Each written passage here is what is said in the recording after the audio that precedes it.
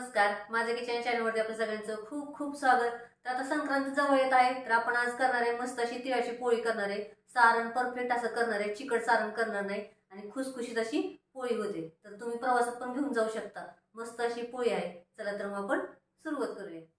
इथे 2 वाट्या पांढरं तीळ घेतलेलं आहे, गावरान घेतलेत न पॉलिशवाले, आणि 1 वाटी आपण शेंगदाणे घेतलेत। तर आता खरपूस चांगलं बारीक गॅसवरती आपण भाजून घेऊया।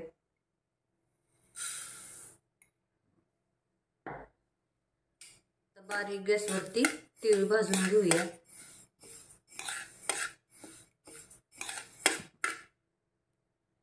तीळ असे तडतड आवाज येतोय, छान असे खरपूस भाजले गेलेले आहेत। तर आपण आता काढून घेऊया। तर शेंगदाणे भाजून घेऊया आपण, हे पण बारीक गॅसवरती आपण भाजून घेऊया। भाजल्यानंतर ना एका डिशमध्ये वेगवेगळे काढून घेऊया। तीळ आणि शेंगदाणे एकत्र काढून घ्यायचे नाहीत, तर वेगवेगळे आपण काढून घेऊया। तर आता शेंगदाणे पण भाजलेत, काढून घेऊया आणि थंड करून घेऊया। तर आपण आधी शेंगदाणे मिक्सरमधनं बारीक करून घेऊया।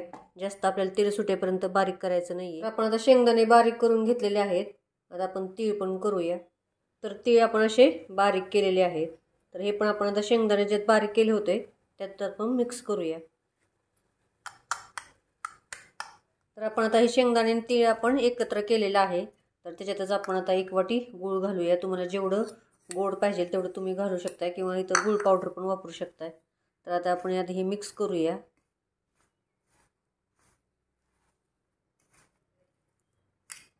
आणि हे मिक्स करून आपण आता थोडं थोडं परत मिक्सरमधनं काढून घेऊया।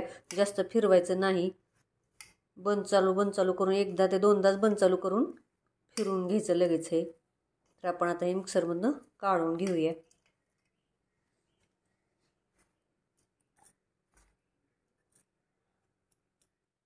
तर आपण आता सारण बारीक केले, तुम्ही बघू शकता मस्त असं सुटसुटीत मोकळं झालेलं आहे। याच्यात आपण अर्धा चमचा पण वेलची पूड टाकूया। सुंठ पावडर टाकू शकता तुम्ही, बडीशेप पावडर पण टाकू शकता, मस्त छान लागते। तर आपण सारण आता एका भांड्यात काढून घेऊया आणि कणिक मळायला घेऊया। इथे 3 वाटी गव्हाचं पीठ घेतलेलं आहे, 4 चमचे आपण मैदा घेतलेला आहे आणि 4 चमचे आपण बेसन घेतलेलं आहे। आणि याच्यात 4 चमचे आपण गरम करून तेल घालूया। चवीनुसार मीठ पण टाकलेलं आहे। आता आपण चांगलं घट्ट मळून घेऊया। मळून झालेली आहे, घट्ट चांगली मळलेली आहे। तर आपण 10 मिनिटाला झाकून ठेवूया। तर आता 10 मिनिटं झालेली आहेत। तर आपण आता छोटासा एक कणकेचा गोळा घेऊया। तुम्ही लहान मोठी करू शकता, छोटा घेतलाय। याला पीठ लावूया थोडं। पीठ लावायला पण आपण गव्हाचं पीठ घेतलंय, किंवा तुम्ही तांदळाचं पीठ वापरू शकता। सरसर म्हणजे पटकन पोळी होते, चिटकन अशी वाटी बनवलेली आहे। तर याच्यात आपण आता सारण भरूया।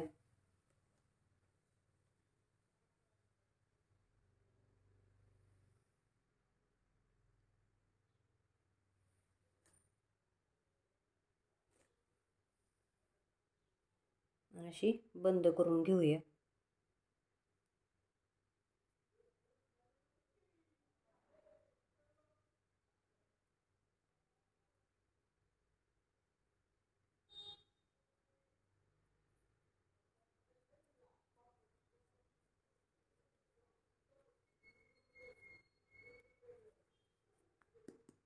तर आपण आता लाटून घेऊया। थोडंसं असं जरा प्रेस करायचं, चपटा करायचा जरा थोडासा, आणि पीठ लावून आपण लाटून घेऊया। प्रवासात घेऊन जाऊ शकता, भाजीची आवश्यकता नाही, काही नाही, मुलांना डब्याला देऊ शकता। आता हे सारण असंच बनवून ठेवा तुम्ही। हिवाळ्यात मुलांना डब्याला एक पोळी करून दिली तरी चालेल।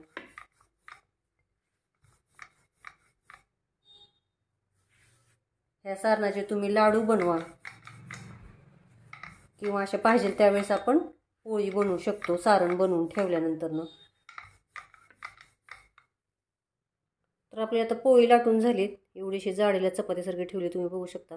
तवा पण गरम झालेला आहे। तर आपण आता तव्यामध्ये टाकूया।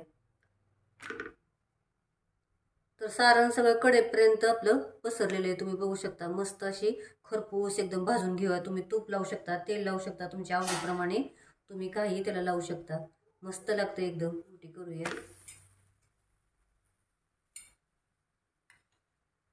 तर मी तेल लावत आहे.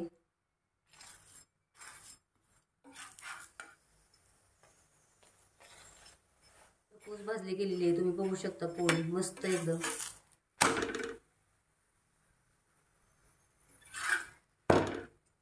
तर आता दोन्ही बाजूने भाजलेली आहेत, आपण काढून घेऊया आणि याच पद्धतीने आपण आता बाकीच्या सगळ्या करून घेऊया. छान अशी खरपूस अशी तिळाची पोळी तयार झाली आहे, तुम्ही बघू शकता. मस्त अशी. तर सारण चिकट होऊ नये म्हणून चिकट असा गुळ वापरायचा नाही. आणि तीळ आणि शेंगदाणे पण मिक्सरमधनं बारीक करताना जास्त तेल सुटेपर्यंत बारीक करायचं नाही. मस्त सारण होतं, मोकळं सुटसुटीत एकदम. म्हणजे सगळीकडे चारी बाजूनी कडेकडेने सगळं सारण पसरतं. तुम्ही बघू शकता. मस्त अशी. तर चॅनलला सबस्क्राईब करा, लाईक करा, शेअर करा आणि कमेंटमध्ये मला नक्की सांगा कशी झाली ती. थँक्यू.